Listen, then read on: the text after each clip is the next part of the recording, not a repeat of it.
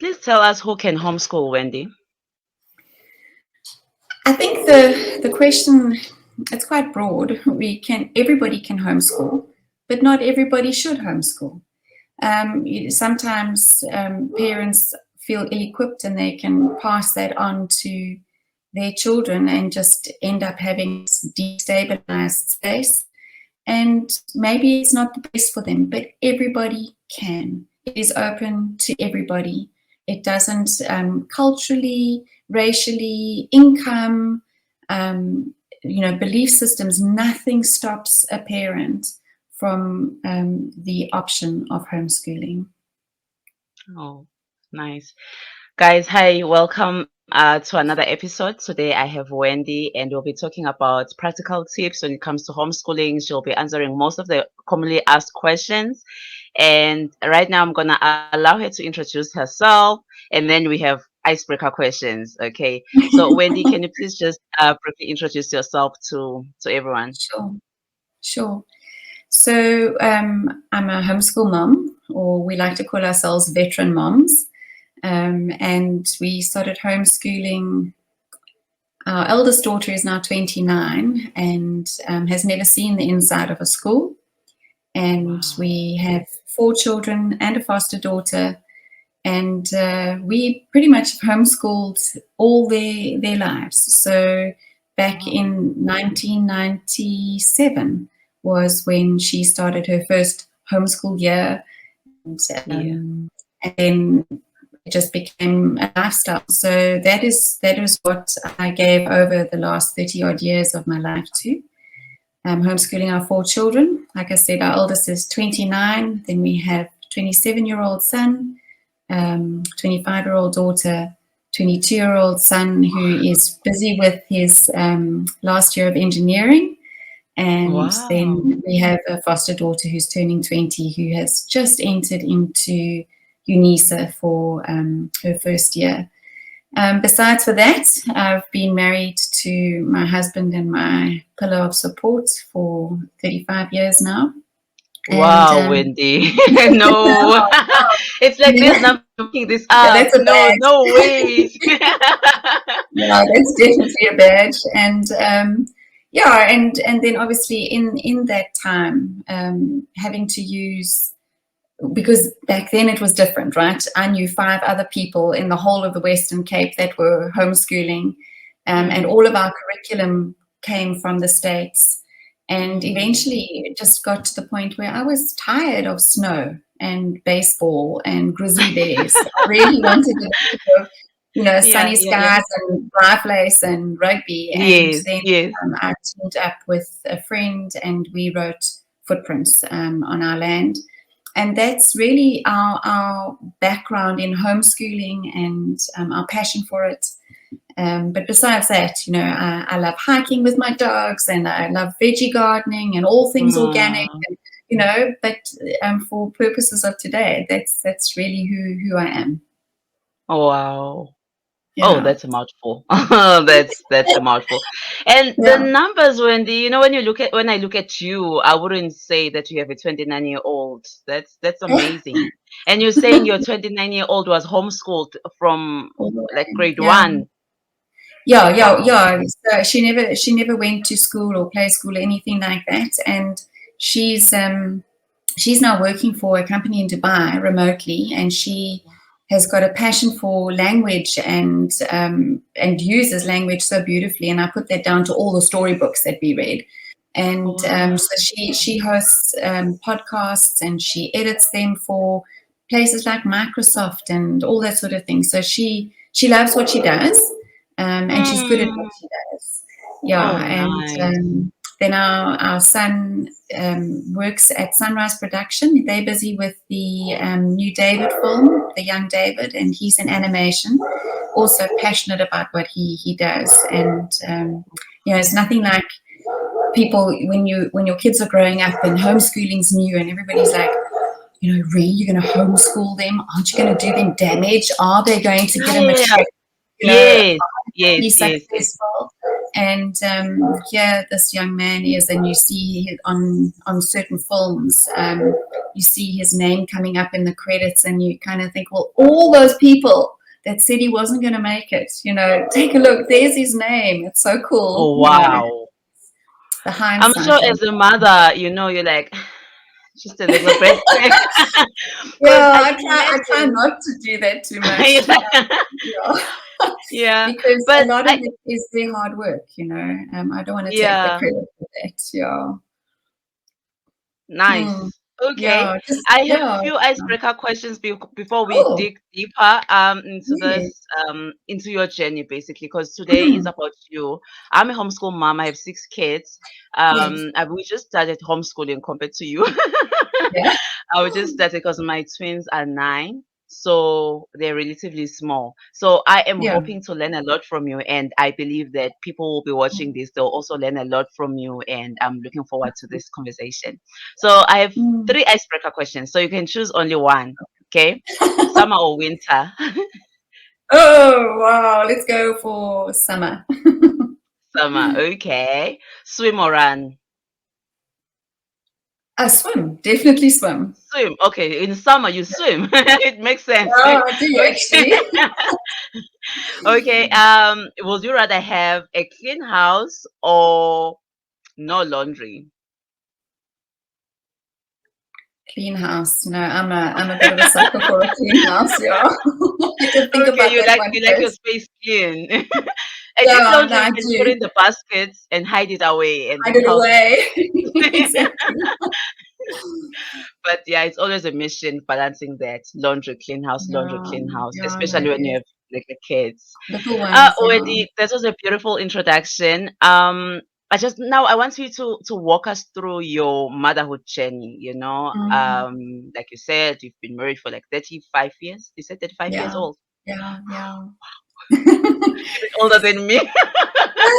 Gosh, um, yeah.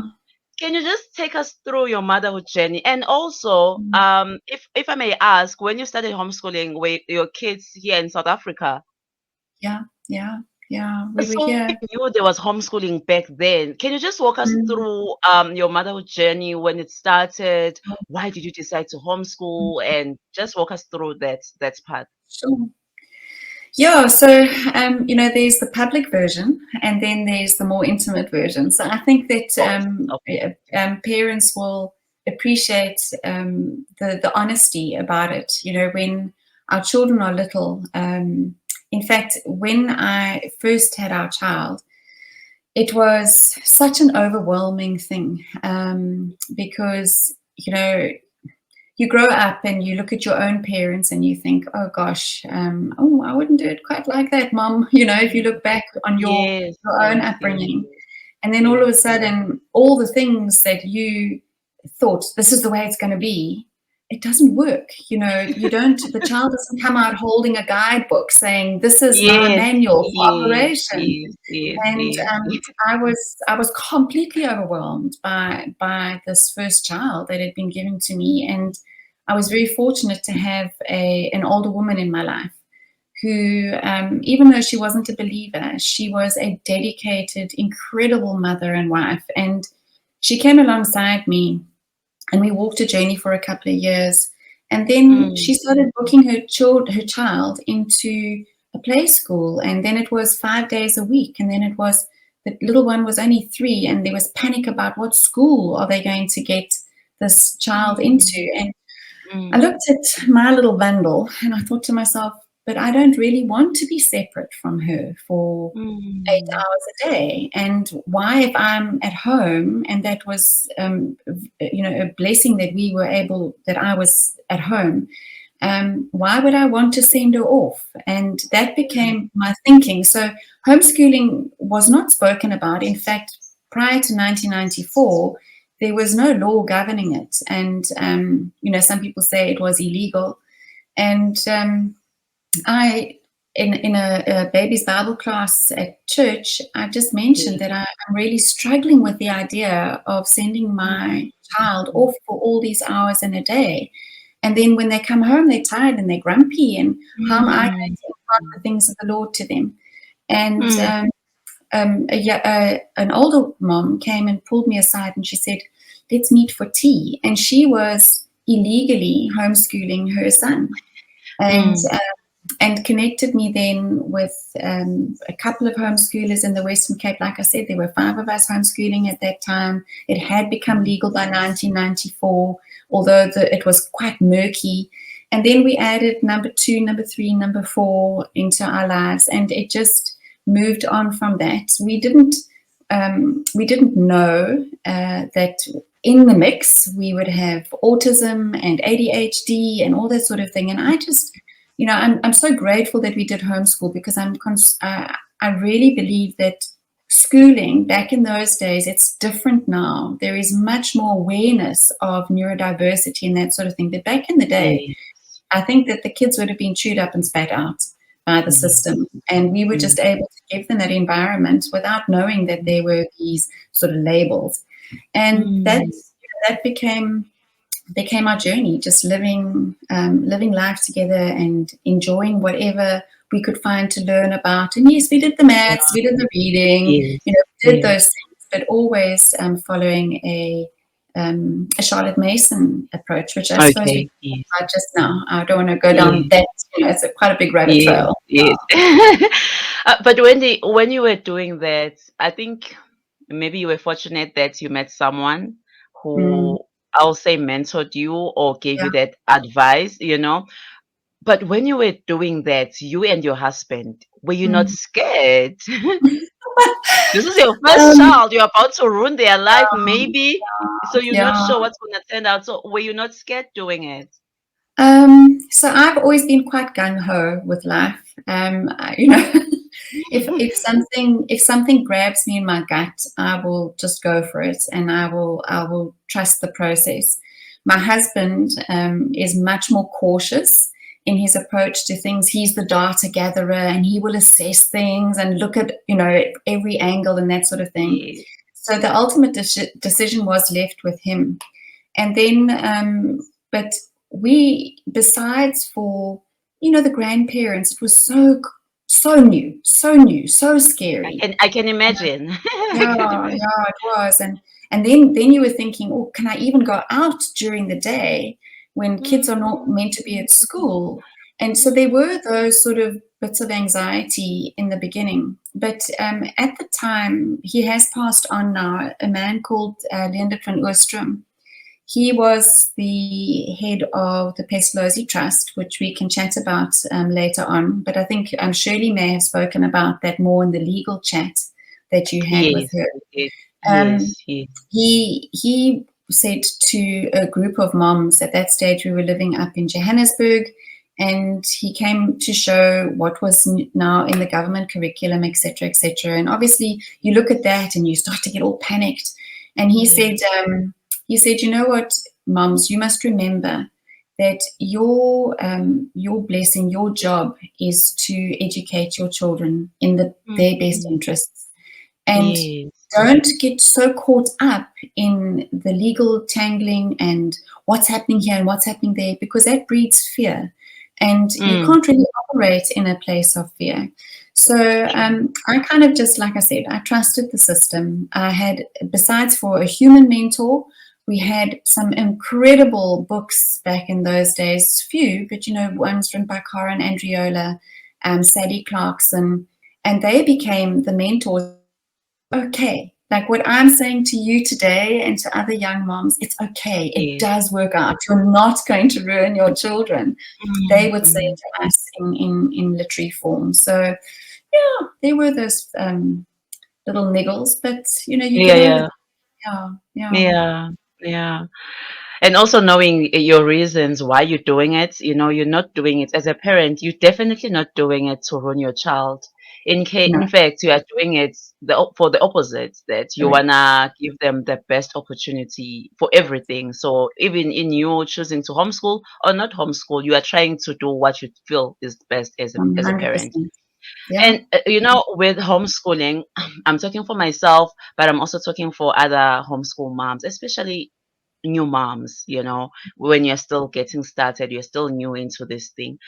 what can we do to make homeschooling easier for our lives, for our families, for our kids, for everyone, but effective? Because we Mm. still want to we don't want to give them diluted Yeah. education or life Mm. experience. We want to give them the best, but we also don't want it to be harsh and to be Yeah.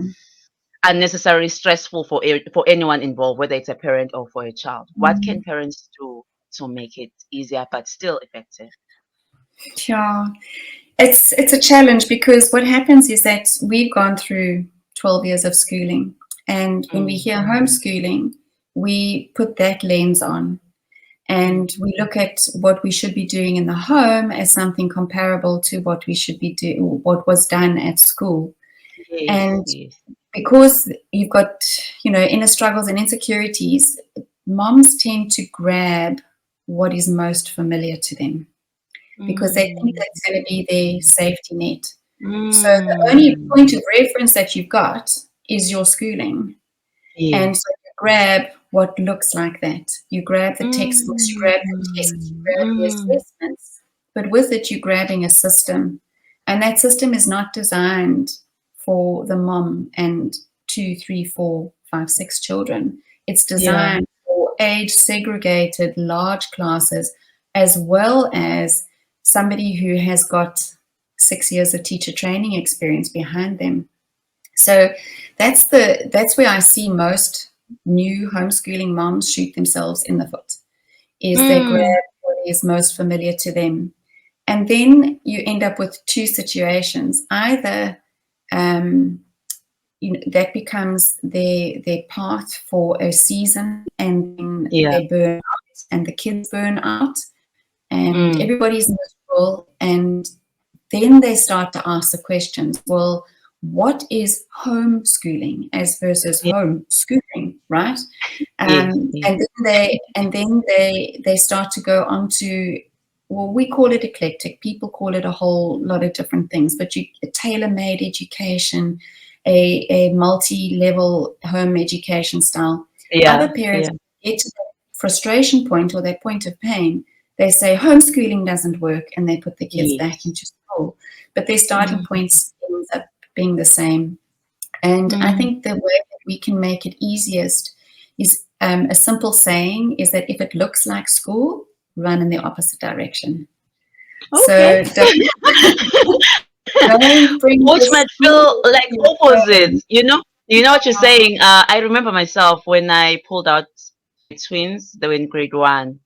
So when we started homeschooling them, I was thinking like exactly what you're saying, that if I was facing any challenges, like maybe they were not listening or they were not finishing work on time, I would think of school and say, okay, at school there's a teacher. The teacher is strict. He's standing in front Yes, of you, you yes, know. And yes. then if you want to go pee, raise your hand. If you want to go do this, you know.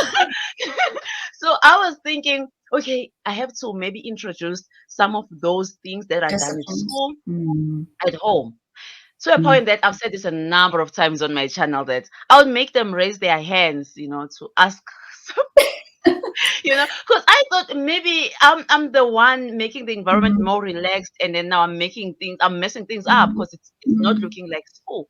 But then I later saw, just like you're saying, that if you're trying to do school at home, it's not gonna work, and you're gonna Mm. feel frustrated because the kids Mm. are not gonna behave like the kids at school. And like, yeah, there's a whole lot of philosophy that is behind why school does things the way they do them, and Mm. it's not really necessary for just an individual, because at school they're teaching the masses, and here you're only Mm. teaching one child or two children. Correct. So I can Correct. relate to what you're saying. I can really Yeah. understand. But then how can we make it effective still without trying to copy what is done at school, Mm. doing like homeschooling and making it effective without copying what is done at school? Yeah.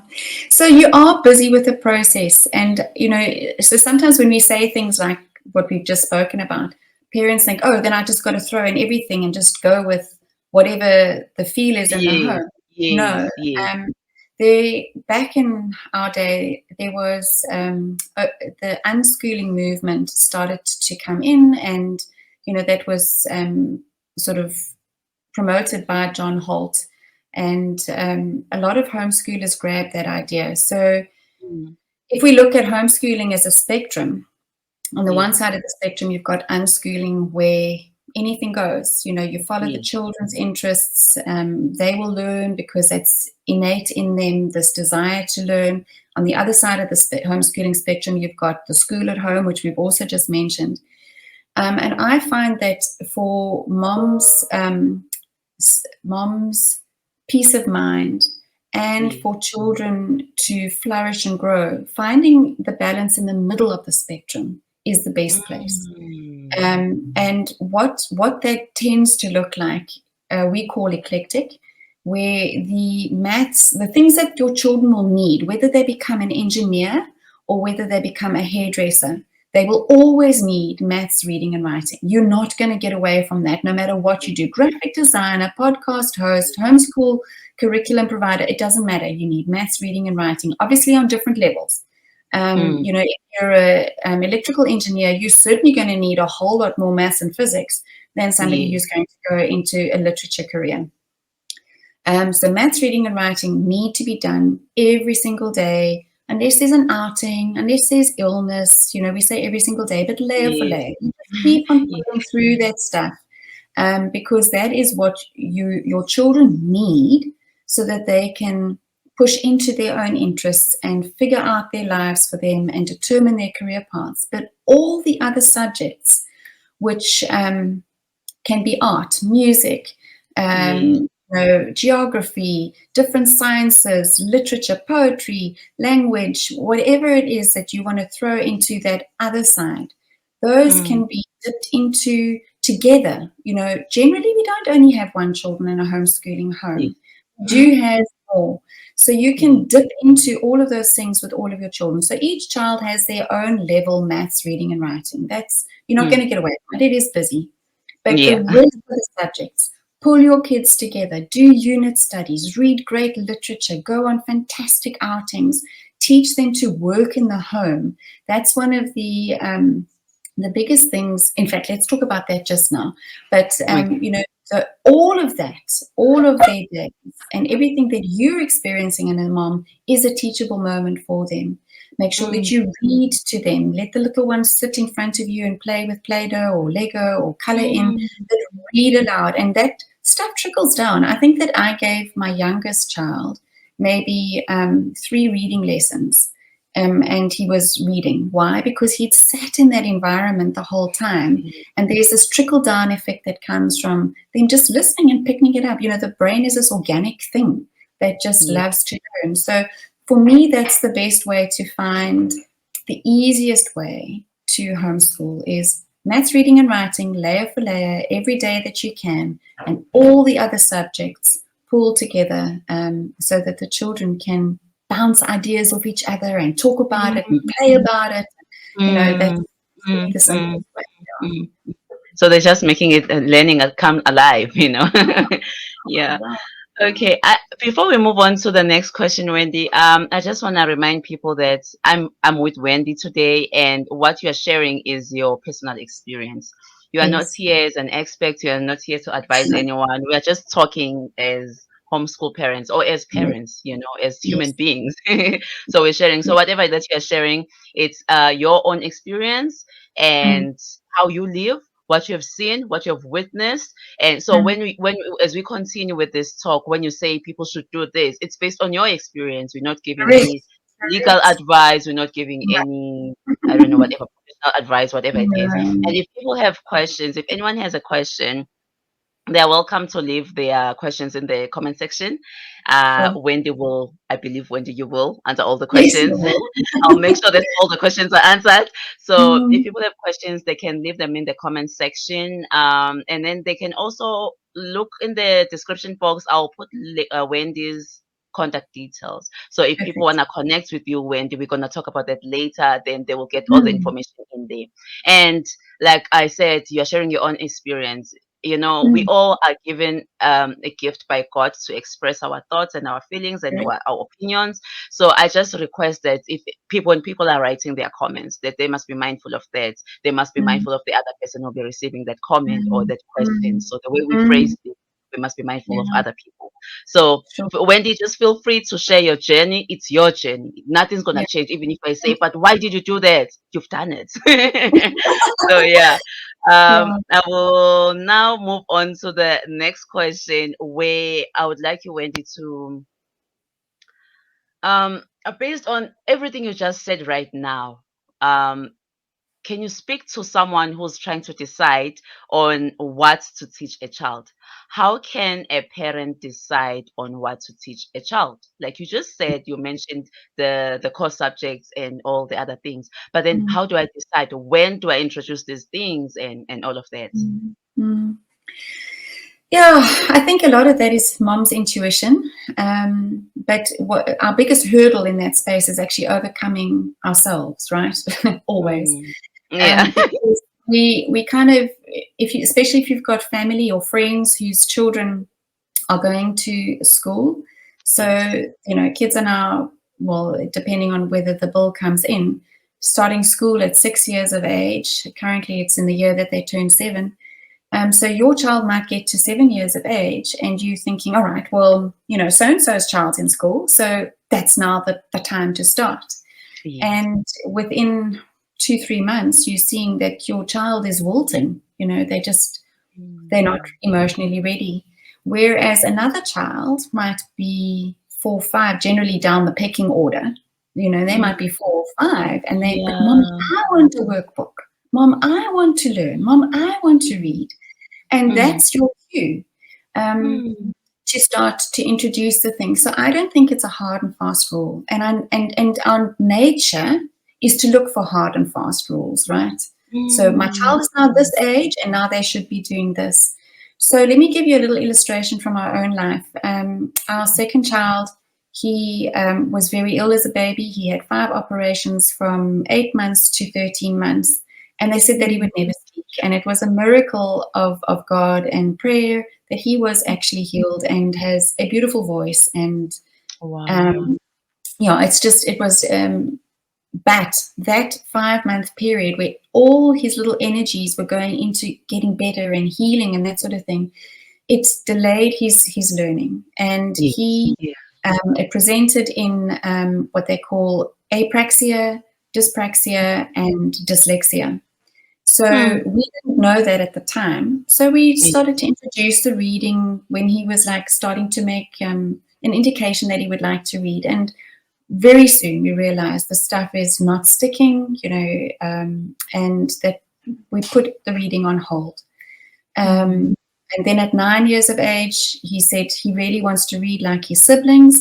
And we had him assessed, and he had dyslexia. We got a program from the States, which was a multi-sensory program for him. And within Mm. 2 years, he was reading like all of his peers. But by that stage, he was Mm. now 12 years of age. And Mm. and then other children, like I said, my youngest was learning to read at 4 or 5 years of age.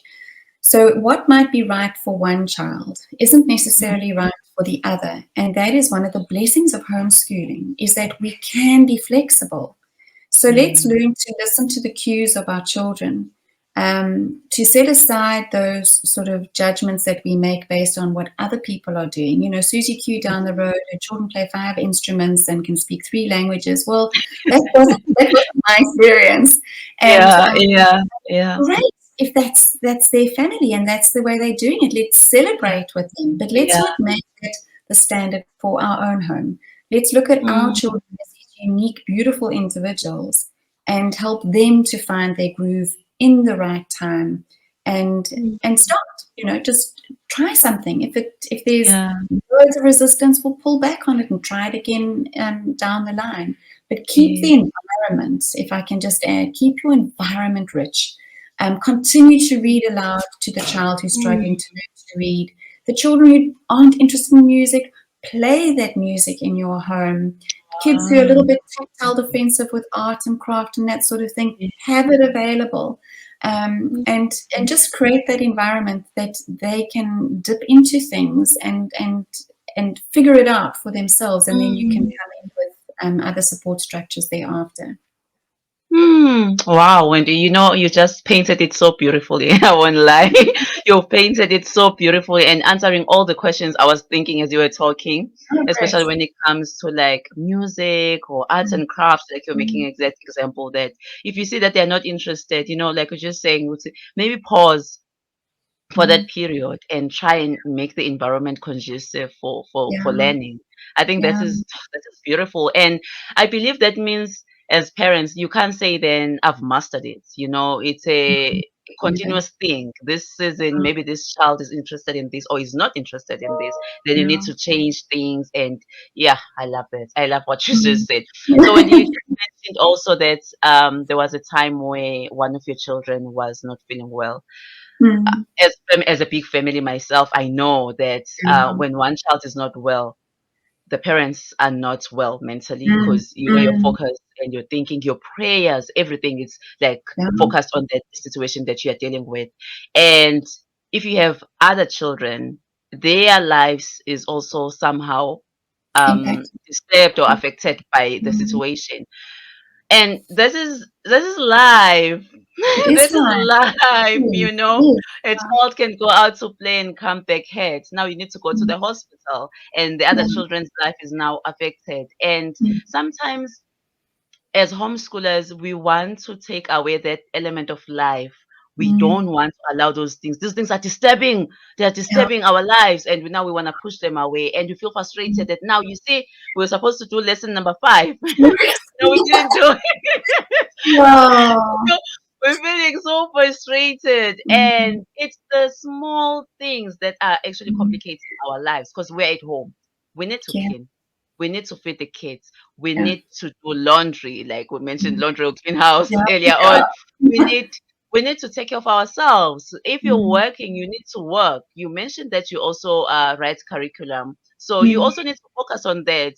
I'm sure there are a lot of things that go into um, making sure that your business succeed, and also in Mm. ensuring that as homeschoolers, we are also learning. We are also Yeah. because you learn a lot as a mom now, not as a Yeah. child. You learn a lot as a mom now when you're trying to decide on the next thing, trying to, like Mm. what you're saying, trying to create that environment for your children. You yourself are developing in so many ways. Please speak to that. How can someone be able to do it all?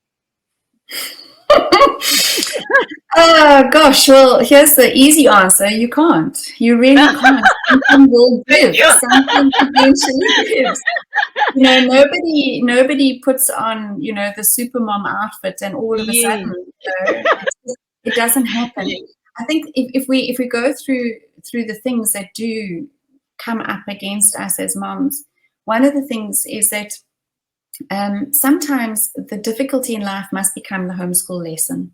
So if a new baby arrives and baby's got colic and is Yes. crying and screaming, let that be the lesson. Teach your children empathy and how can they make sandwiches, even if the kitchen is covered in peanut butter and jam afterwards. Can they make a sandwich for a younger sibling who's hungry because mom is a colicky baby? Those become Yes. lessons of life.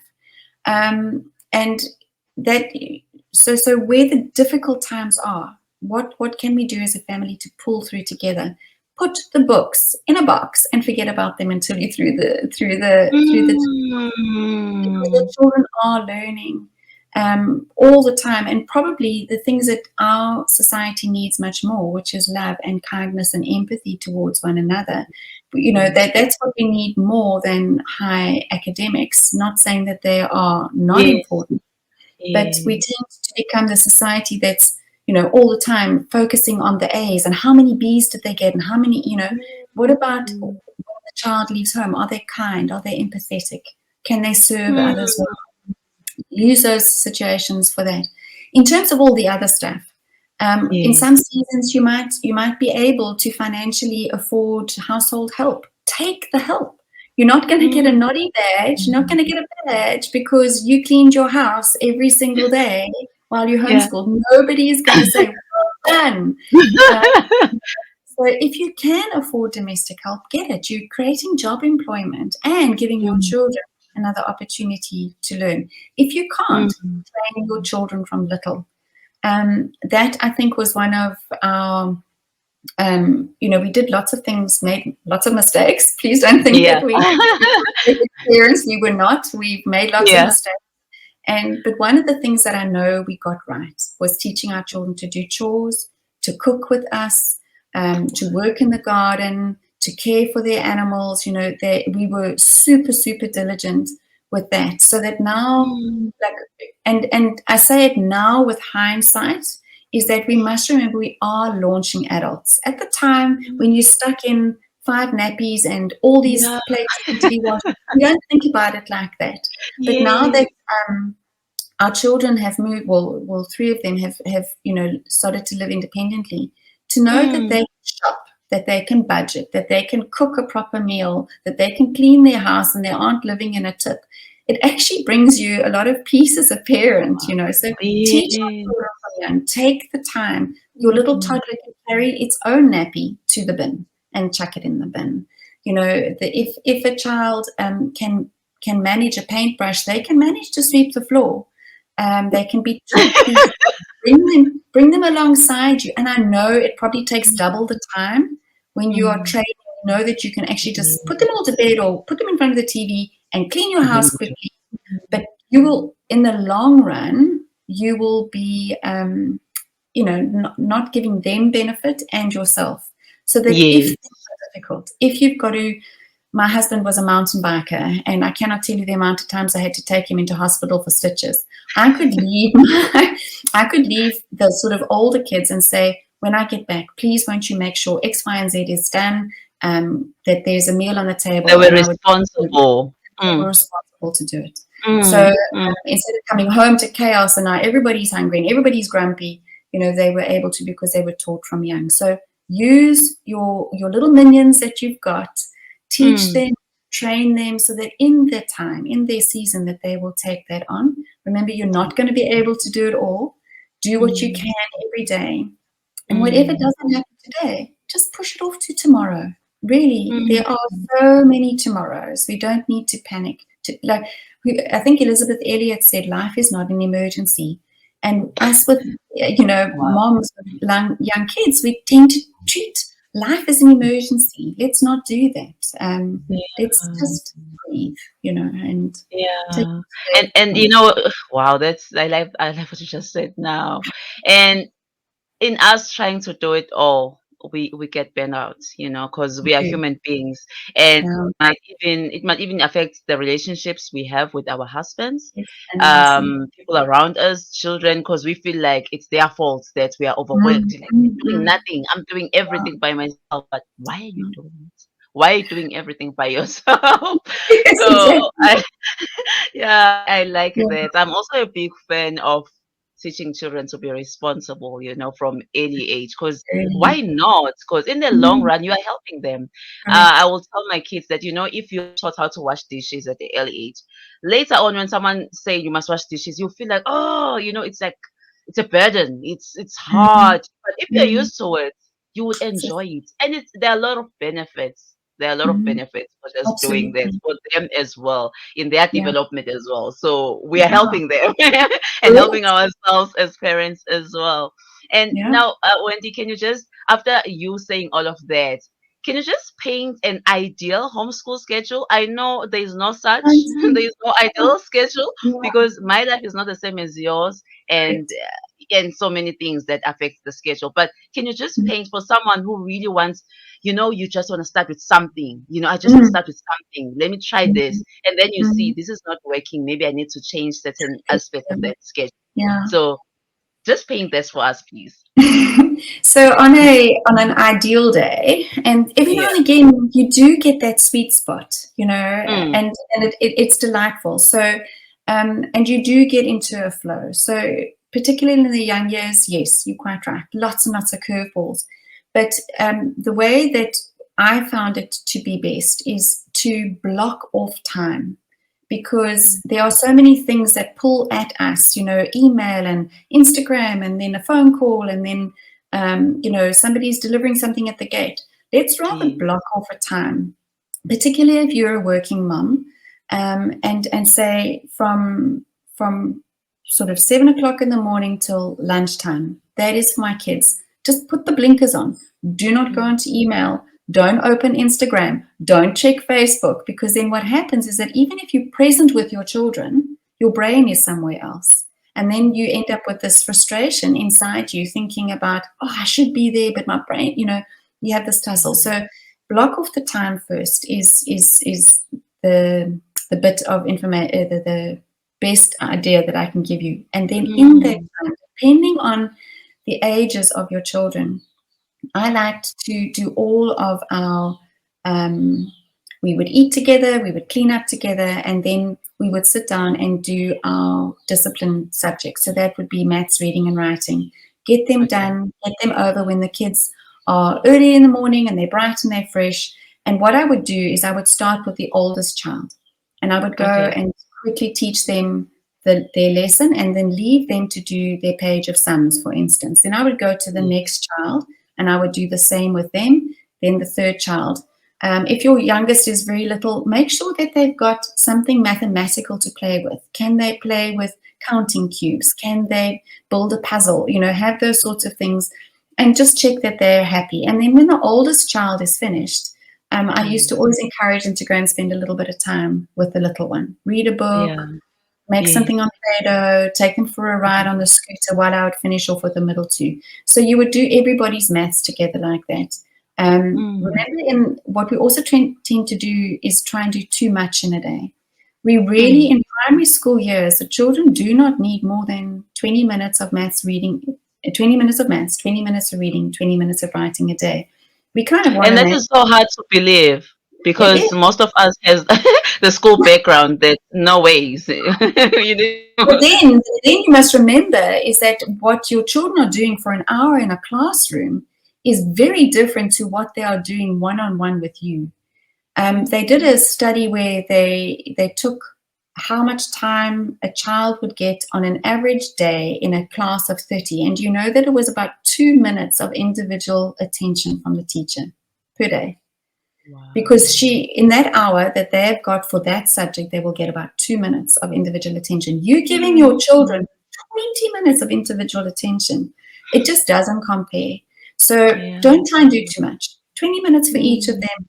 Have a little break, draw everybody back. Now let's do the writing program that we need to do, and each might be different. Again, start with the oldest, get them, on their way, do the next one, then maybe go and do a little ABC craft with your little one. So there's a lovely book called ABC Fun. I think it's like 450 Rand. You work through that for the year with your toddler. Not only is your guilt complex as a mom dealt with, they got stuff that they can stick up. And when grandma and granddad come and they say, oh, look, you've been busy, it just solves a whole lot of problems when you do something like that. Yeah. And then after the maths and the reading lessons or the language lessons, it's generally time for a good old run and a play. And you can make that as formal or as informal as you want. If you want them to go and ride their bikes around the block and you take a walk, and then come back in and regroup everybody for whatever your unit study will be. Are you doing science together? Are you reading through a historical book together? Are you wanting to do some hands-on projects? Then use the next 2 hours or so for that, those sort of in-depth unit studies. And then I would cap the day off with a beautiful read aloud. So any of the classics, any of the beautiful storybooks that are out there these days, read aloud to your children and have some lunch, and then let them get on with their day. So that is the ideal sort of flow of a homeschool morning. Obviously, when your children are getting to high school, that can be similar, but they might need to go and do, in fact, they will need to go and do another 2-3 hours maybe in the afternoon, dependent on what their school leaving subject is. You okay? I had breakfast and lunch, but there is preparation for those meals, and maybe if there is nothing, I need to prepare lunch. When do I do that? Like, when do I do that? Because this is homeschool time now. So what I would say is, if I was quite clever in terms of winter. I would always start my soup at breakfast time. So we'd be eating breakfast and I'd start a Oh, soup, and then we would have soup every day for lunch, which was nice and simple. The other thing that you can do is quickly in between something with the child, shove some sweet potatoes in the oven, and make sweet potato and salad lunch. Or one of my best things was when my elder children got a little older, like your twins' age, 9 or so, they would have been started first with their work. Therefore, they should effectively be finished first with their work. And I would say to yeah. them, please, won't you go and put the mini pizzas in the oven, or make the toasted cheese, or Mm, make the salad or whatever, because we had prepped them and taught them that before. So yeah, it's yeah. all a It's process, easier. yeah. Mm, But mm, use those mm. resources that you've got, and keep things simple. We don't have to be Jamie Oliver. We don't have to prepare these banquets twice a day for everybody. There is a Yeah, beautiful book yeah. written by a mom. I think she also had 6 children, and it was called Jam Every Other Day. And it's a Mm, story about how she just had to simplify life just so that they could eat 3 meals, have a clean home, and get to and from yeah. school. That's Yeah, pretty yeah. hard. Wow. No, I love that. I love that simplifying things for yourself and Yeah, involving everyone because, I thought maybe your answer was going to be like, oh, you do this. So it's you as a mom, but the yeah, children can also help in the preparation of the for meals, sure, which for is sure. something very appreciated, as a parent. We Yeah. appreciate that from them. And also, I like what you say that blocking time for just that, so you Mm, will respect that time, you will mm, honor, you will do what you're supposed to do in that time. And that is very profound. And now, mm, you also mentioned that if you have older children, younger children, this and this and that, mm, how mm, can someone homeschool children in multiple grades? And I think mm, that's the question that I get. Well, it's not the most asked question, but mm, it does come up, from people saying, how are you able? I didn't do teaching. I didn't do any of those things. mm, I'm actually have an engineering background. I'm an engineer. And someone might ask, how can you then come and teach a child in mm, grade 5, grade 3, grade 1, where else mm, you have no teaching experience? How can people do that? And I do know you have touched on this on on one of the answer when you were answering some question where you mentioned the structure of the homeschool curriculum and mm, what is used at school. But can you just mm. speak to that? Like, how can someone teach children in different grades? Yeah. So again, it goes to um, the fault in our thinking, right? So it's okay. Let me start this way. The fact is, at one point in world history, all children were homeschooled. The school is Mm. the false institution, right? And we never see this again in life, where we have all 8-year-olds together and all 9-year-olds together, and all they're doing is exactly the same that everybody else is doing. If you look at your own work environment, depending what you've been exposed to, there you have got a 6-year-old, a just graduate, somebody who's been at work for 10 years, and we come from these diverse backgrounds with Yes. experience, and that's real life. Okay, so Mm. if we adjust our lens, that we're looking at homeschooling, then we can say, well, actually, I'm doing what was the original way Mm. of schooling. Yeah, And yeah. I don't need to understand the content of grade 5 and understand the content of grade 6. The other thing that I always recommend for parents who are struggling with, well, I'm not a teacher, how am I going to do this? I Mm. love to recommend homeschooling programs written by homeschoolers for homeschoolers, Oh, because yeah. they Mm. know the environment that you're working with. So Mm. you've got people like Jeannie Fulbright, who wrote an amazing science series, and Jay Wiley and Steve Denny, and all of these men and women Mm. from the years in their careers as teachers or engineers or scientists, and they've become homeschooling moms and dads, and they've realized that they need to give other homeschooling moms and dads whose background and experience is different, their skill Mm. and their expertise, but with the understanding of how things actually work Yes. in the home. So Yes. when we Yes. bring that in, we're not bringing Mm, in an ideology, a structure mm. that was designed for school. Like I said earlier, if it looks like school, run in the opposite direction. What you want is something that's going to come in under you and carry you as a mom. And I love open and go programs. We've Mm, done a lot of creative things, following our own interests and creating our own unit studies and that sort of thing. But when you're starting out, it's nice to have a safety net. And when you've got mm. a program that's come from another homeschooling parent who has expertise in an area, you know that everything is there for you, that you can open this and you can read it and you can go and do the experiments or you can go and do the hands-on activities, because not only are you getting that person's expertise, you're also getting their understanding. And in that way, Yes. you're better equipped. But when you bring in a textbook-based system, one that has been written by people who've got degrees and that sort of thing, but in teaching for schools, and that's its place. It belongs in that place. It's there Mm, designed to help teachers to crowd manage and to assess, because when you're working one-on-one with your child, you really don't need tests and assessments in the lower grades, because by the end of the day, whether they know whether 2 you plus 2 know, is 4, you know, you're right. You yeah, know, you're right. You're right. yeah. You're right. So Hmm. yeah, that to me is the simplest way. Use programs written by homeschoolers for homeschoolers. Take each year as it comes, tweak it. If the Yeah. child doesn't know, remember when we're homeschooling, we're not looking to just cover loads and loads and loads of material. We're looking to Yes. give our children what they need so that they can further their education themselves.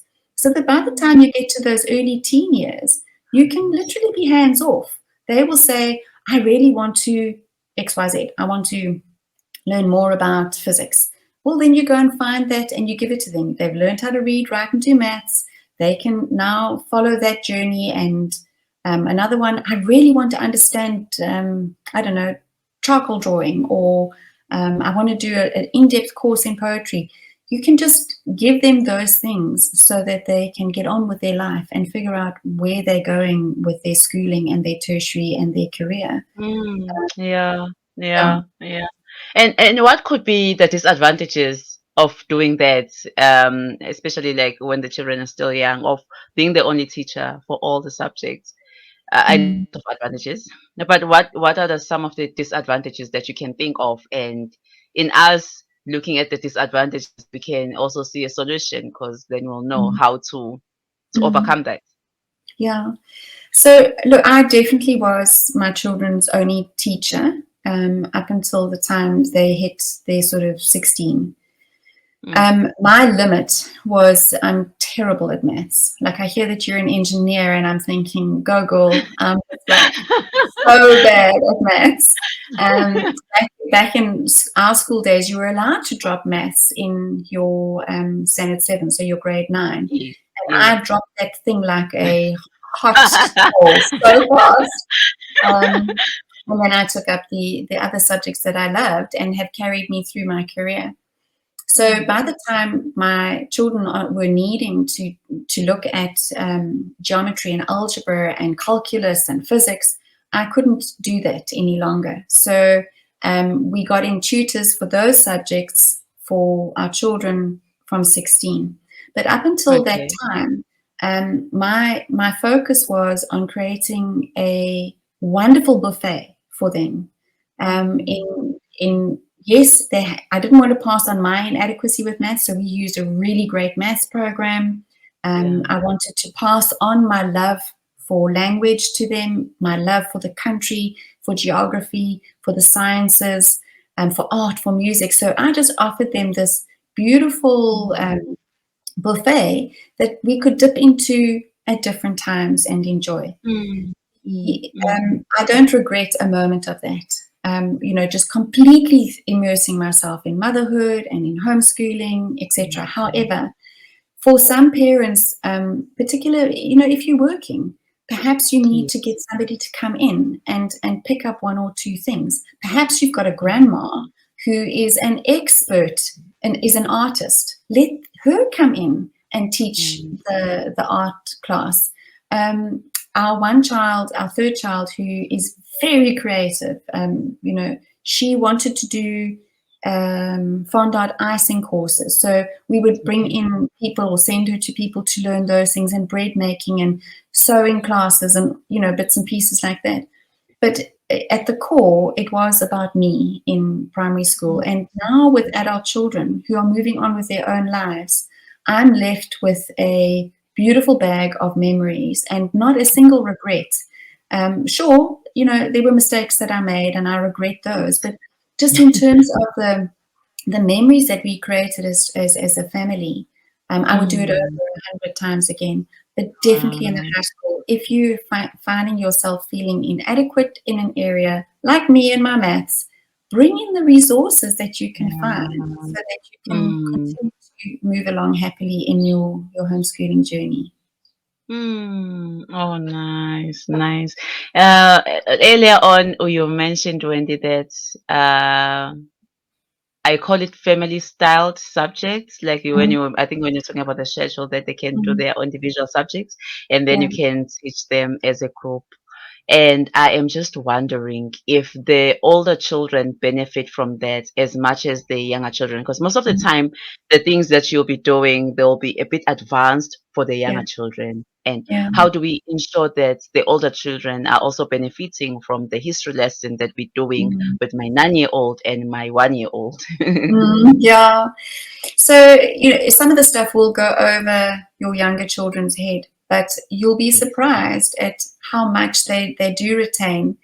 Mm, And then, obviously, one of the principles that we employed in our homeschooling was narration, and it is a Charlotte Mason principle, and it's basically just telling back what what mm, what the child is learning. They can be called on to do it in a written way, a drawn way, but where I noticed that these family style things, particularly in the history side, started to benefit everybody, is that their games were about the pilgrims coming across on the Mayflower, or the battles between the Dutch and the Khoi, and they would play these things out, and in that way they would be cementing the knowledge. They would then be teaching that knowledge to the younger sibling. No, you ah, can't do it like that. This is the ah, way that the weapons were made, or, and they yes. become the teachers in this very informal way. But now, if we've got everybody Mm, segregated and everybody's doing their own textbook, what happens is that you miss that interaction. Sure, there might be some around the table. Oh, I learned about an atom today, or whatever it is, but that yes. play that comes out in their afternoons is just such an incredible way to watch narration happen without you having to do a thing. You read a story Yes, and you were yes. on. Yeah, So yeah. that's that. And then the younger ones, eventually, when the older ones are starting to work independently, you might come back and revisit those Mm, eras in history or those storybooks with them. Um, mm. yeah, so you do tend to rinse, recycle, repeat, kind of in Oh, homeschooling when you've got, yes. yeah, Yeah, yeah, yeah, yeah, yeah. And yeah, maybe when you're doing it the second time around, they will gain more, obviously, than when you yeah, did it the first time. yeah, Yeah, definitely. yeah. A lot of things to consider when you homeschool. When you send your kids to school, they will have most likely sports fields, and Mm, they will be if oh well, I also found out, though it's not the case with all the schools, by the way, also, that if yeah, they have those sports fields, that all the children are allowed to play there. And I was so disappointed learning that. But yeah, anyways, so they have an opportunity to do different sports, participate in different things, arts, music, and so forth. mm, Right. And when you homeschool, those things come from your pockets, because you yeah, have to find someone who will give lessons for mm, this, whatever mm, sports that you want to enroll your child, and so forth. And you still need to buy books, buy curriculum, buy all the other things that mm, you need to educate your children. How can someone homeschool on a budget? And a curriculum sometimes can be very expensive expensive, yeah, for families, and it's like, do we do it? Do we not? Even though it's a mm, good investment, because you can pass it on from one mm, child to the to the next, next, but yes, still, like, we want to be savvy with our money. How can someone homeschool on a budget? yeah.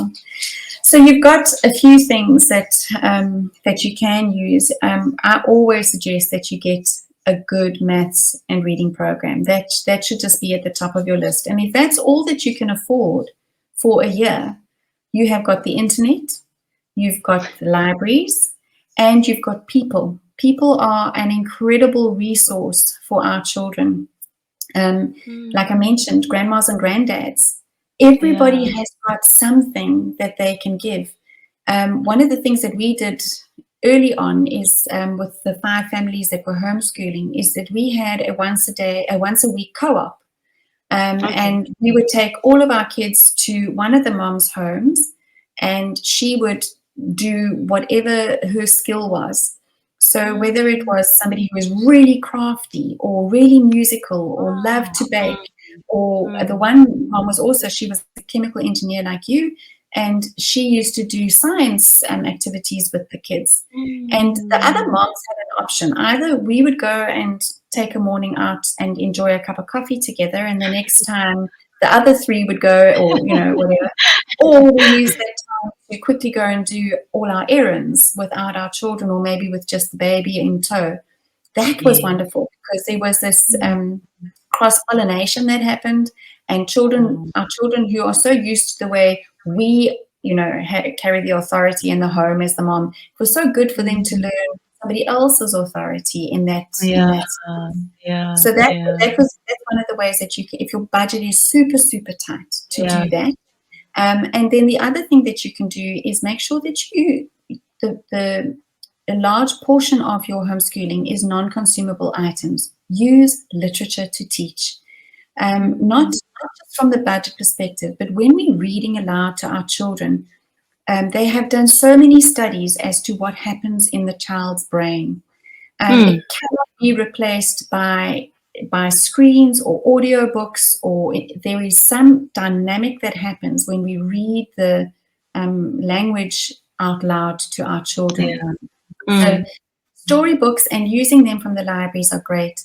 Having a very good, solid maths and language curriculum. In terms of extramural activities, it does get a bit challenging, but we made a decision not to rush our children into Mm. ballet, cricket, and all that sort of thing when they were very little. Under 7 years of age, we rather created the home environment, get the jungle gym, the sand pit, take them for long walks every single day out in nature, which has its own range of benefits. Yeah. Buy them a Yeah. bicycle, get a trampoline, take them, to places with friends so that they get that social interaction. There's not much money spent in that. When our children start to show interest in something, in fact, our eldest daughter was passionate about horses, loved horses, spoke horses, dreamed horses, drew horses, read horses.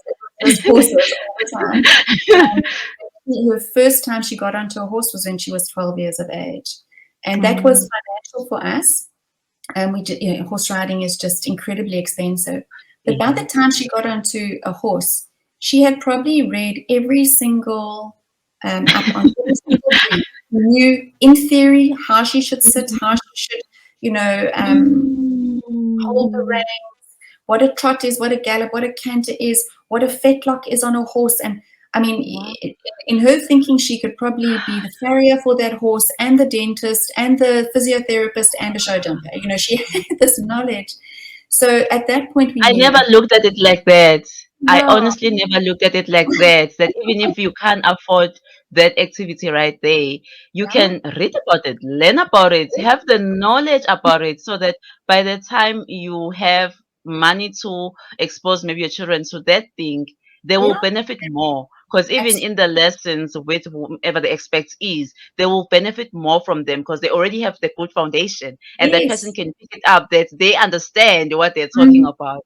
That is yeah, great definitely. advice. Yeah, so don't rush, because little Susie does a twirl in the lounge and wearing a tutu doesn't mean she's got to be rushed off to the closest ballet. Carry on putting on that music and letting her twirl as much as she needs to twirl. And same Mm. thing for our boys. Let them learn how to change a plug if they're interested in electronics. Give them Mm. your old appliances and let them rip them apart and figure out what these things are, and Don't give them your Wow. new ones. You're not going to get them back. But really, don't be too quick to rush our children into extramurals. But provide them those lovely social activities with friends, siblings. Draw on your community. What can we offer? What can we do together? And in that way, you also save the budget a bit. Wow. Ugh, you're full of wisdom and great advice, and I love your tips. I love your tips. They are very practical. I follow you on social media, so I've Oh, learned cool. a lot from your page. And I'm just wondering now, if you were to raise your children all over again, Mm. what is Hmm. what are those things that you would want to change? Obviously, I mean, we make a lot of mistakes as parents, Yeah. but maybe there are those things at the top of your mind that you can think of, that I wouldn't do this, or I would do more Mm. of this. What are those Mm. things for you? Two things came to mind when I knew you were going to ask me that question. The first thing is very specific to our family. Because of where we were in the timeline of neurodiversity and it not being sort of so mainstream as what it is now, if I had the opportunity for early interventions with sensory integration and that sort of thing, I would take them. They weren't there when our children were little, so there's stuff that's been carried over into their adulthood that they are now having to try and sort out. Their noise tolerance and their texture tolerances, and it just wasn't there when we started out. So I would be if anybody listening to this has a child that is on the autistic spectrum or ADHD, anything like that, find a therapist who is homeschool friendly, who's not going to undermine you as a homeschool mom at every turn. But find them and use the knowledge that they have about your child's brain so that you can provide an environment for them that they're not carrying baggage into their adult years, right? That would be my first thing that I would have done differently. The second Wow. thing is very particular to me. When homeschooling started, the pictures that came out of and remember, at the same time that homeschooling started, the internet was just starting. I mean, that's how old I am. Yes. As being raised as natives, it was for us. We were Yeah. still a dial-up back in the day. And the pictures and the stories and the books that were coming out of the States at the time were all about these picture-perfect families. The mom and the dad, and the 10 children, and everybody's dressed in little check shirts and denims, and it all looked so perfect. Yeah. And what happens then is that you look at that and you say, that's what my family must look like. But what happens is that you then start feeding and working into that image, and you forget about who is in fact in front of you. My family would never match that image. Never. Never. One's going to be wearing pink and one's going to be wearing black, and the other's going to have stripes, and that one's going to be multicolored. So to try and push our families into a mold because it looks nice is Yeah. something that we need, and even today we need to be aware of it. Now we have social media. People Yeah. only share the window dressing on social media. So we look at the mom who looks like she's just had this fabulous day, but at the end of the day, she puts her head on the pillow at night and she says, I only shared the best. Today, the hardest thing that I overcame was not shouting at my toddler for spilling the milk. And, those things need to be shared as well because we're all human. Our families Yeah. look different. Raise the kids that are in front of you, not the ones that you would like to have. Pour Oh. into those little guys instead of trying to serve the image all the time of what it should look like. So those are my Wow. two very personal things that I would change. Oh. That was so sweet. Like, yeah, it's making me so emotional. Oh, Wow, raising the children that you have, and not the ones that you want or you wish you yeah, could. I think you should Yeah. have. Yeah, definitely. Yeah. Okay, Wendy, I'm so fortunate to be the one listening to this before everyone else who will be listening to this online. And I personally have learned a lot, and I really appreciate your time you took to speak to me about everything we spoke about. And I do wish we can go deeper, but it's just the time is not allowing, to go back. Like, but you said this, let's go back and talk about that. But I know that you are sharing your life and your journey, your tips and everything online. I know you're on Instagram and on your website, but how can people connect with you? So Instagram is a great space. I generally am quite responsive there. Facebook is another place, but people are also welcome to email me, and you'll put those details there. Yes, If a yes. mom is finding herself really in the doldrums and really struggling, I do also offer consultations for parents. Kind of the Okay. stuff that we've spoken about now. Sometimes a mom just needs to know, no, actually, what you're doing is good enough. Mm. It's okay. Ah, yeah, And so that is, you'll find me on my website there. But parents are welcome to email me, and as soon as I possibly can, I would get back to them to help encourage and direct. So I'll give you yeah. all of those links, and then they can get hold of me if they need it. Oh, wow. No, thank you so much, Wendy. I think we've come to the end of our talk. It was so nice speaking to you. This talk will be available on my YouTube channel. I'm Thanda Xaba, and I will also post some of it in on my social media. But anyways, it doesn't matter where. Everything will be linked in the description box. Where it is, you can Mm, just click. So even if you someone wants to follow you, they can just click. I'll make sure that I put all your details in the description box. And if they have questions, like you said, they can put it in the comment section, or they can email you. They can do anything, because mm. where I personally started this so that there will be more knowledge out there, more local knowledge out there. Because when I Yes, started with fantastic. homeschooling, I couldn't Mm, find something like this. I didn't know about you. I didn't know mm. about people that actually have been doing this thing for like 30 years, 40 years, and for a very long time. And here I was in 20 something years, and I didn't know that this was something that was possible for me as a South African. So thank you so much, Wendy, for your time. And if you guys would like to follow Wendy, like I said, everything will be in the description box.